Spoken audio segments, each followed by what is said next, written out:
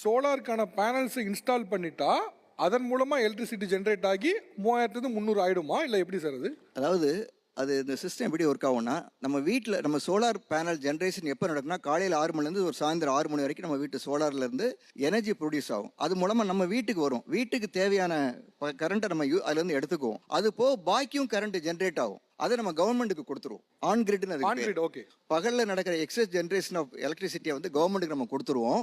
நைட்டில் நம்ம என்ன பண்ணுவோம், ஏசி போடுவோம், ஃபேன் போடுவோம், எல்லாம் அப்போ தான் நம்ம நிறைய ஹையஸ்ட் எனர்ஜி யூஸ் பண்ணுவோம். நைட்டில் நம்ம கவர்மெண்ட்லேருந்து அதே எனர்ஜியை திரும்ப வாங்கிக்குவோம். This is called net metering, bidirectional மீட்டர்னு இதை சொல்லுவோம். அதாவது ப்ராக்டிக்கலாக government is acting like a battery for us. Okay, நம்ம பேட்டரி வைக்கல, கவர்மெண்ட் கிரிட்டே ஒரு பேட்டரி மாதிரி நம்ம யூஸ் பண்ணிட்டு இருக்கிறோம். இதை விட ஒரு இன்ட்ரெஸ்டிங் பாயிண்ட்டுக்கு வரேன்.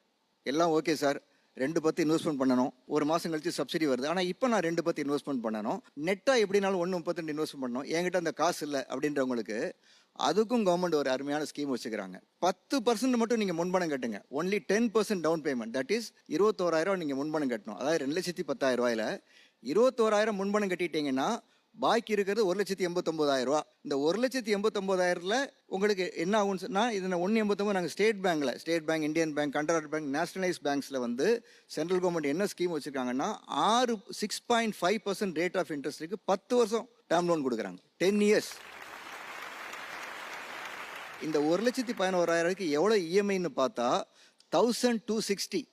ஆக ஒரு சொந்த வீடு இருந்து மொட்டை மாடி இருந்தால் நீங்கள் இபி பில்லும் கட்ட வேண்டாம், பாக்கெட்லேயும் ஒரு 1,500 மாதம் வருமானம் வரும். ப்ரொவைடட் நீங்கள் ஒரே ஒரு 21,000 இன்வெஸ்ட்மெண்ட் பண்ணால் போகிறோம். பொதுவாக சார் இந்த சோலார் பேனல் மேலே வைக்கக்கூடியது வந்து விமர்சனமே என்ன வரும்னா, அது எக்ஸ்பென்சிவாக இருக்குது, முதல்ல போடக்கூடிய காசு கொஞ்சம் எக்ஸ்பென்சிவாக இருக்குது. அதுக்கு நீங்கள் மானியமோ மற்ற லோனும் சொல்லிட்டீங்க. இதோடைய லைஃப் எக்ஸ்பெக்டன்சி ஒன்று இருக்குல்ல, இது எவ்வளோ நாள் உழைக்கும் அப்படின்னு, அது எவ்வளோ நாள் உழைக்கும் அது?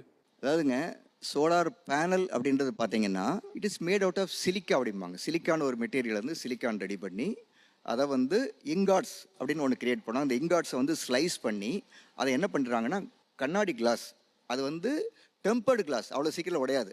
அன்லஸ் யாராவது சுற்றியை வச்சு தூக்கி உடைக்கணும்னு நினச்சால் ஒழிய அதில் ஏறி நீங்கள் நடக்கலாம் சர்வீஸ் பண்ணுறதுக்காண்டி. அந்தளவுக்கு அது பலம் பொருந்தியது. அதில் அந்த பேனலுக்கு பிராண்டு கொடுக்குற மேனுஃபேக்சரிங் வாரண்டி வந்து 12 வருஷம், 12 இயர்ஸ்.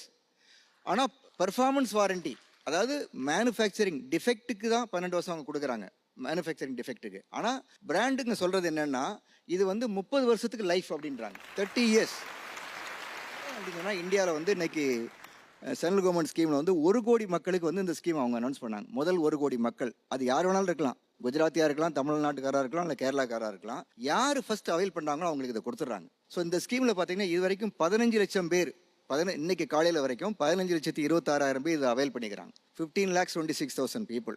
இதில் யார் பெஸ்ட்டு அவைல் பண்ணிக்கிறாங்கன்னு பார்த்தீங்கன்னா குஜராத்தில் மக்கள் 4,30,000 பேர் அவைல் பண்ணிக்கிறாங்க. தமிழ்நாட்டில் வெறும் 39,000 பேர் தான் அவைல் பண்ணிக்கிறாங்க. ஸோ இதுக்கு இப்போ தமிழ்நாடு கவர்மெண்ட்டும் they are also taking some steps to create awareness. சிஏஜிம்பாங்க, சிவிக் ஆக்ஷன் குரூப் அப்படின்ற குரூப் மூலமாக தமிழ்நாடு கவர்மெண்ட்டு எங்களை மாதிரி வெண்டாஸு, இபி டிபார்ட்மெண்ட் அஃபீஷியல்ஸ் எல்லாரையும் கூட்டு வச்சு மக்களுக்கு வந்து இந்த அவேர்னஸ் ப்ரோக்ராம் கிரியேட் பண்ணிட்டு இருக்கிறாங்க.